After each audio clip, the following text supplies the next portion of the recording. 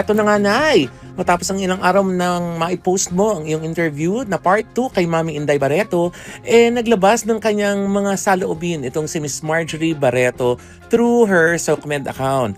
Sabi niya, "Something is weighing so heavily on my heart right now. A few days ago, on my brother's first month death anniversary, an interview of my mom was released. I woke up to frantic calls and messages from loved ones saying that my mom had said very hurtful and untrue things about me." Sinabi niya na na-shock daw siya dahil kala niya ay okay sila ng nanay niya. Dahil daw mula nung nasa ospital pa lang ang kanyang kapatid hanggang sa lamay nito at sa kanyang internment, magkasama sila ng kanyang ina araw-araw. At siya pa daw nga ang naghahatid sa kanyang ina pa uwi. Sinabi din ni Marjorie that over the years, through her Instagram post, makikitang napapaligiran siya ng kanyang pamilya, ng kanyang mga magulang, kapatid at mga pamangkin.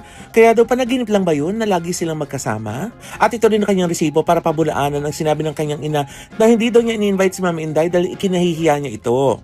Labis daw siyang nasaktan pati na ang kanyang mga anak dahil sa mga nasabi ni Mami Inday. Sinabi nga rin niya na her mom begged her never to fix things with her two sisters so that Mami Inday won't be left out.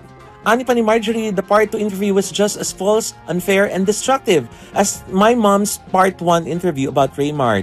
Sabi din niya, "I fought so hard to get to this point, I had no choice. When the going gets tough for the favorite child, I am made to suffer for it. She can do no wrong. The favorite child is always the victim. The survivors are the villains. And now I see how my children are suffering from this vicious cycle. I can't be quiet anymore. My silence was no longer giving me peace. It was causing me great pain." Bilang pagtatapos ang mensahe ni Marjorie sa kanyang ina, "Mom, I want you to know that I love you and I have learned to accept whatever kind of love you can give me. It's okay. In fact, I have surrendered to it. Instead of looking for affection and protection from you, I will pour all of my energy into being the best mom to my children. I am not a perfect mom, but they can trust me. You may ask, why do I feel the need to clarify and explain? And it's because I am misunderstood. And when some people close to you distorts the truth in a very public way, it creates an ache that my silence cannot hold anymore."